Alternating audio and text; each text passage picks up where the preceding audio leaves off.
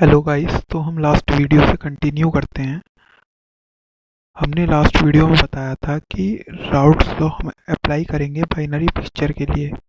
क्या find out करने के लिए? जब हमें बॉइलिंग पॉइंट फाइंड आउट करना है। ठीक है, हमारे पास पी सैचुरेशन प्रेशर होगा। ठीक है, और सैचुरेशन प्रेशर अभी हम और देखेंगे कि किस तरीके से हमारा सैचुरेशन प्रेशर जो है वो टोटल प्रेशर के इक्वल आएगा। ए, बी और सी की वैल्यू हमारी गिवन होंगी, इधर से हमारा बॉइलिंग पॉइंट आ जाएगा। तो हमने पिछले वीडियो में बताया था कि जो राउट लॉ क्या बताता है हमें कि पार्शियल प्रेशर किसके इक्वल होता है, it is directly proportional to mole fraction. ठीक है, तो हमने लिखा था कि पार्शियल प्रेशर ऑफ ए क्या लिख सकते हैं हम, पी नॉट ए एक्स ए। ठीक है, पी नॉट ए एक्स ए। और पार्शियल प्रेशर ऑफ बी क्या लिख सकते हैं हम, P B is equal to P not B और एक्स बी। ठीक है, अब इसको हम क्या लिख सकते हैं, डाल्टन्स लॉ पार्शियल प्रेशर हमें क्या बताता है कि partial pressure of each component, ठीक है, इन अ बाइनरी मिक्सचर और a multi component mixture is equal to the total pressure. ठीक है, पार्शियल प्रेशर जो है वो total pressure sum of partial pressure जो है टोटल प्रेशर के इक्वल होता है। ठीक है, P A plus P B is equal to P T, ये बताता है ना Dalton's law of partial pressure. तो फिर इसको हम और कैसे लिख सकते हैं? ठीक है, वही चीज़ मैंने यहाँ पे लिख रखी है कि P T is equal to X A P A sat plus X B P B sat. X B को हम क्या लिख सकते हैं, एक्स बी को देखो हम क्या लिख सकते हैं। ठीक है, देखो इधर से X A plus X B is equal to 1 होता है ना, ये हमें पता है। तो हम एक्स बी को क्या लिख सकते हैं, एक्स बी को हम लिख सकते हैं 1 माइनस एक्स ए। एक्स बी को हम लिख सकते हैं 1 माइनस एक्स ए। तो वही चीज़ यहाँ पे बता रहे हैं। ठीक है, अब इसके बाद अगर हम प्योर कंपोनेंट की बात कर रहे हैं, केवल हम प्योर कंपोनेंट की बात कर रहे हैं, तो जो हमारा एक्स बी होगा, जो हमारा एक्स बी होगा वो 0 हो जाएगा। ठीक है, तो बचेगा क्या हम पे, P T is equal to X A P A sat, ये बचेगा ना। क्या बचेगा हम पे, ये बचेगा X A P A set.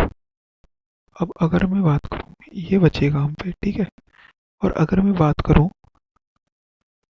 Pure component के लिए, एक्स ए की वैल्यू क्या होगी, एक्स ए में हो जाएगा हमारा 1 के इक्वल।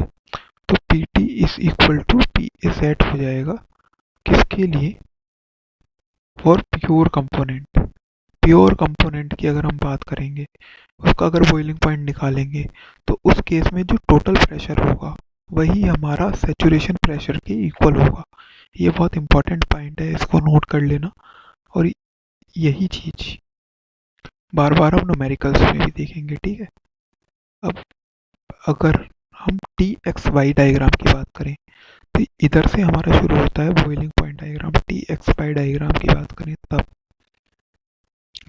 टेम्परेचर और एक्स वाई के बीच में डायग्राम बनेगा ये। ठीक है, तो सबसे पहली चीज़ इसमें मैं बताऊँ, देखो ये हमारा टेम्परेचर की एक्सेस हो गई। ठीक है, वाई एक्सेस पे हमारा क्या होगा, टेम्परेचर प्लॉट होगा, और एक्स एक्सेस पे क्या होगा हमारा, एक्स वाई प्लॉट होगा।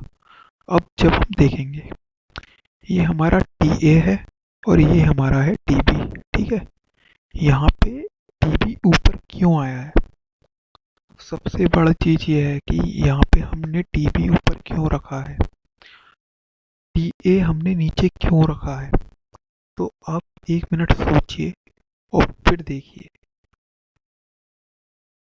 टी ए क्या है, हम एज्यूम करके चले थे कि टी ए हमारा मोर वॉलेटाइल कंपोनेंट है, और टी बी पी क्या है हमारा लेस वॉलेटाइल कंपोनेंट। ठीक है, तो अगर जो मोर वॉलेटाइल कंपोनेंट होगा तो उसका बॉइलिंग पॉइंट हाई होगा कि लो होगा, और जो हमारा लेस वॉलेटाइल कंपोनेंट है उसका बॉइलिंग पॉइंट हाई होगा या लो होगा? तो जाहिर सी बात है जो हमारा मोर वॉलेटाइल कंपोनेंट है उसका जो बॉइलिंग पॉइंट होगा वो लो होगा। तो हमने एक कंपोजिशन ली यहाँ पे, हमने क्या करा, एक कंपोजिशन ली, हमने लिया a is equal to a is equal to हमने लिया 60 मोल्स, ठीक है, और बी हमने लिया 40 मोल्स, ठीक है। मतलब मोर वोलेटाइल कंपोनेंट की जो अमाउंट है वो ज़्यादा है।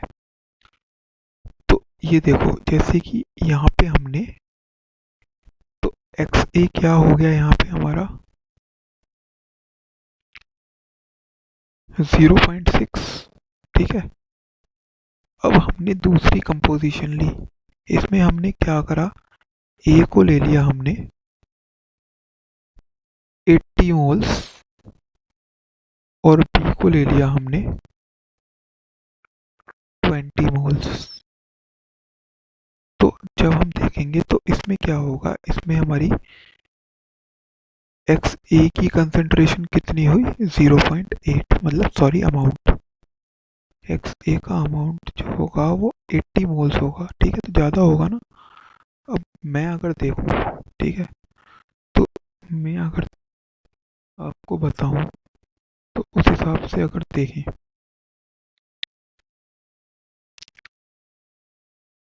तो ये जो है हमारा 0.6 होगा।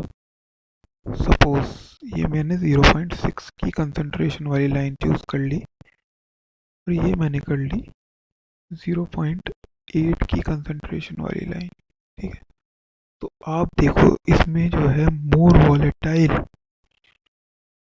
जो हमारा कंपोनेंट है उसकी क्वांटिटी ज़्यादा है, तो इसका बॉइलिंग पॉइंट क्या होगा, कम होगा ना। और फिर जैसे जैसे हमारी कंसंट्रेशन वॉलेटाइल कंपोनेंट की कम होती हुई चली जाएगी वैसे वैसे हमारा जो बॉइलिंग पॉइंट है वो इंक्रीज करता हुआ चला जाएगा, ठीक है। तो सबसे पहले ये देखो हम आए इस पे, तो इधर से आप देखो कि ये क्या है हमारा, ये देखो ये हमारा 0.8 पे लाइन आई, ठीक है, ये हमारी 0.6 पे लाइन आई, ये हमने और कम कंपोजिशन ले ली 0.4 ले लो, इसको ले लो 0.2, ठीक है।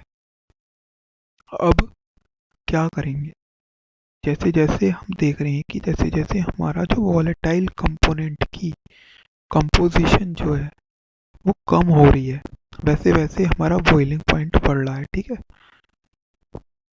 और अगर हम टीबी जो होगा उसका बॉइलिंग पॉइंट ज़्यादा क्यों है सबसे, क्योंकि ये बी कंपोनेंट जो है उसका बॉइलिंग पॉइंट ज़्यादा क्यों है सबसे, क्योंकि ये हमारा जो मोर वॉलेटाइल कंपोनेंट है वो सबसे कम है इसमें, ठीक है, नेग्लिजिबल मान के चले हैं। तभी तो हम क्या करेंगे, इसमें एक्स बी की वैल्यू जो है, इसमें जो हमारी मोल परसेंट ए की वैल्यू 0 है और बी की वैल्यू 1, मतलब इसमें जो बी की वैल्यू 1 है वो हम ये मान के चल रहे हैं कि बी जो है वो 100% नॉन वॉलेटाइल है और ए जो है वो प्योर 100% वॉलेटाइल है, ठीक है। इस वजह से इसका बॉइलिंग पॉइंट सबसे कम है और इसका बॉइलिंग पॉइंट सबसे ज़्यादा है।